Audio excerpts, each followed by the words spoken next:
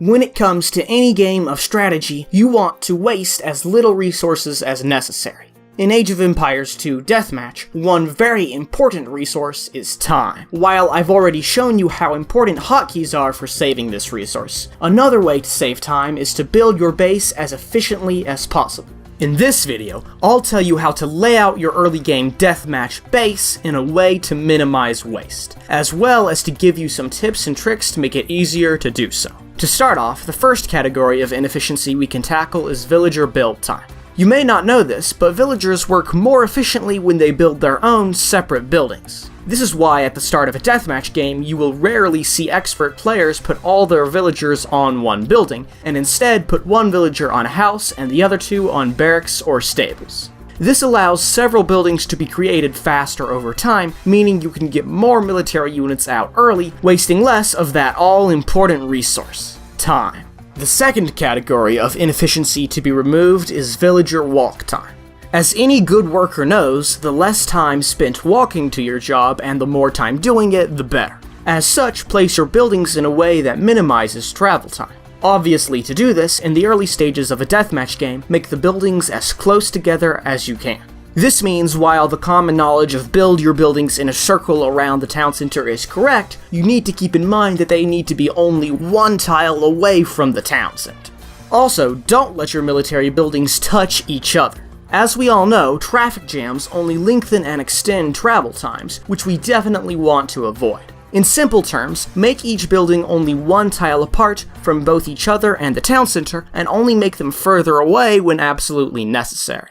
Now, you may find it difficult to place the buildings quickly in this way, but there are a few tips I can give you. Tip number 1, use the grid mod. This lets you actually see the tiles, making it far easier to place the buildings accurately. Tip number 2, it's more important to place your base accurately than to place it fast. As you get more accustomed to placing your base, you'll naturally get faster, but make sure to learn the correct way to start. So no cheating. Tip number 3, remember to ghost build. Now, I've just introduced a new vocabulary word and a very important concept, so let's take a bit to talk about it. Ghost building is the act of placing the foundation of a building but not starting work on it. A foundation is considered ghost built when units can still walk over it.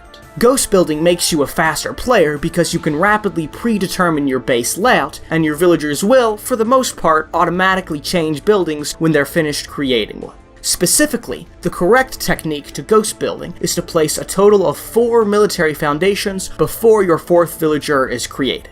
You do this by placing those first 2 stable or barracks foundations, and then directly behind these 2 villagers, place another foundation. Make sure to immediately retask the villager back to the original building though, to not waste villager build time. As a result, your first few villagers will immediately start work on a new building without having to walk very far at all. In order to do this properly though, make sure your first 2 buildings are placed so that way you can fit 2 or more behind the villagers. Otherwise, your ghost building will fail and you have done your opening incorrectly. This will take a lot of practice to master, but it is absolutely worth it.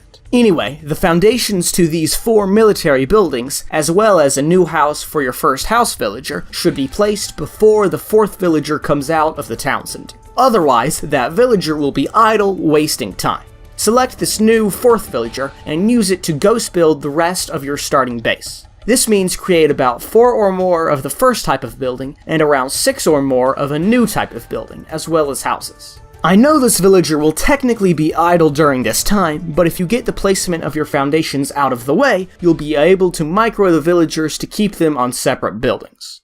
Now that you know how to make the buildings as close as possible, you need to know some advice on handling certain situations. First, to keep from getting housed, make sure you have at least 1/4 of your villagers creating houses at all times during the early game. If you start to notice that you're housed, put more onto houses. If you start to notice that you have extra population space in excess of 30, consider moving a few villagers onto other buildings. However, make sure to never get housed if possible. Also, relatedly, expect your opponent's scout to try to kill some of your juicy villagers. You don't want to let him succeed because that can drastically slow down your crucial early game. In general, you only have 3 options to protect your villagers. You can quick wall them, you can garrison them in the town center, or you can attack the scout with the freshly created military unit. When quick-walling villagers, make sure to delete the walls afterwards to avoid traffic jams. When garrisoning them, make sure to ungarrison them afterwards, because an idle villager in a town center is just as useful as a dead one. My rule of thumb is that it's fine to lose one villager, but no more. As such, it's simply best just to make sure I start to create a military unit as soon as possible. Today, I've taught you the techniques to setting up a base in Deathmatch. However, you need to practice them in order to become competent. Set up your hotkeys and join a few matches. You may lose drastically at first, but that's okay, just so long as you're giving it your best and learning. However, we're not done with the base setup yet at all. After all, you still need to know what buildings to make.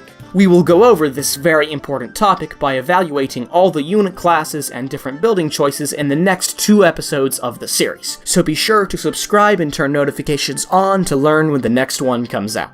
Anyway, thanks for watching, I'll see you next time.